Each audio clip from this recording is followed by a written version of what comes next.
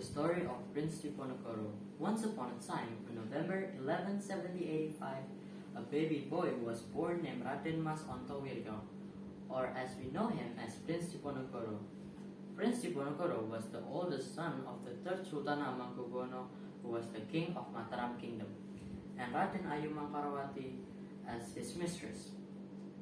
One day, the third Sultan Hamengkubuwono asked Prince Diponegoro to be the next king of Mataram Kingdom. "Oh son, I want to say something serious to you. I would like you to be the next king of this kingdom," said the king. "I'm sorry, father, I can't," answered Prince Diponegoro. "Why? You're my oldest son, and I believe you can handle this country.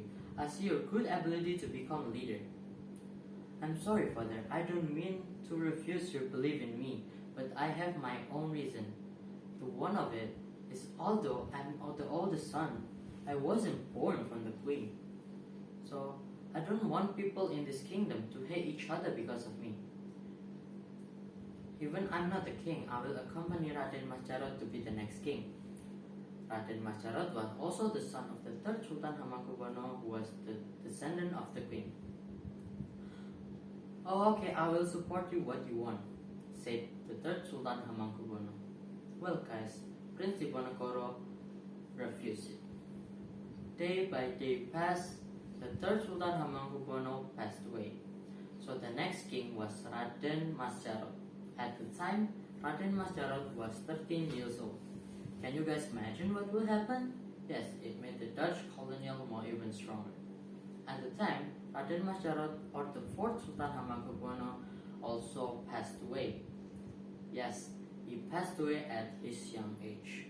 This condition can be used by the Dutch colonial and Pati Danurejo to make the people around Prince Diponegoro hate him. Who is Pati Danurejo? Pati Danurejo was a part of Mataram Kingdom but supported colonial. You know what I mean, right?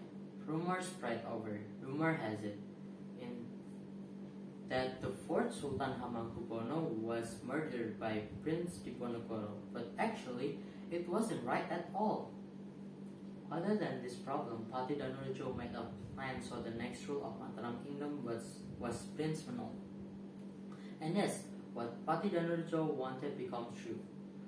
Don't you guys know, Prince Menol was 3 years old when he led this kingdom. I sure you can imagine this kingdom. This condition, of course. One day, Dutch colonial came and implanted stake at Prince Diponegoro land perimeter. Why? The Dutch colonial had a plan to build road over there. "Hey you, don't slack off, get back to work or you will receive a punishment," said the one of the Dutch colonial was managing the project to the servant. They didn't even try to notice Prince Diponegoro at first. Obviously, Prince Diponegoro anger went out of control. Because of this accident and other, Diponegoro war began. Prince Diponegoro started to manage the strategy of the war. At first, certainly, he asked the people of Mataram Kingdom to join the war. "Thank you for attending this meeting. Here I want to say that we are the owner of this land. So we cannot let other people rule us. The Dutch has colonized us. We will not tolerate this anymore. We must stay strong together and take action to fight them. In the end, the day will come. We will take back our freedom. We must not stay put. We are up against the people who have always taken our freedom. We must prevail. I believe we will become victorious. Allahu Akbar." Diponegoro War had the biggest casualties along this Indonesian history. And then the bad news came. The Dutch colonial received assistance from two kingdoms. Certainly, it made Prince Diponegoro worried to join the war. How can? Okay, we got the bad news that Pakubuwono and Mangkunegoro joined the Vander Kapellen. "It's so hard to fight our own breeding family," said Prince Diponegoro. "You are so wise. Remember, we fight isn't about who, but but we fight about the attitude. It isn't problem if they are our family or not, answered Kiai. Thank you, Kiai, for the advice. The Diponegoro War was so hard for Dutch colonial. It was amazing, as it made General de Kock join to handle it. They had a strategy to build a fortress in a circle form to make the battlefield smaller. It is a problem for Prince Diponegoro and the troops, but don't worry, Prince Diponegoro and the troops can handle it all. One day, Dutch colonial didn't want to continue this war anymore, and they called Prince Diponegoro to have a meeting. Prince Diponegoro, a lot of our troops has died here. To stop this war, said one of the Dutch. Beg your pardon?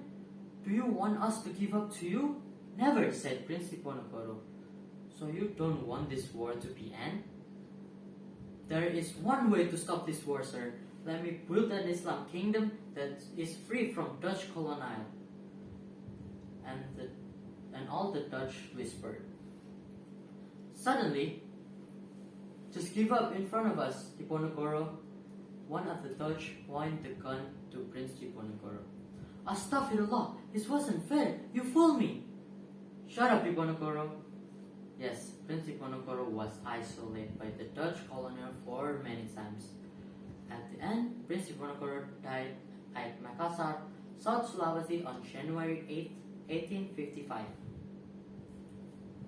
Well guys, the Diponegoro War happened only for 5 years, but the impact for the Dutch was so big that one of the reasons why VOC bankrupted was this war.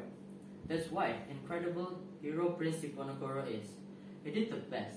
He made a smart strategy, and yes, we should proud and follow his personality by being disciplined, study hard, and never give up on everything.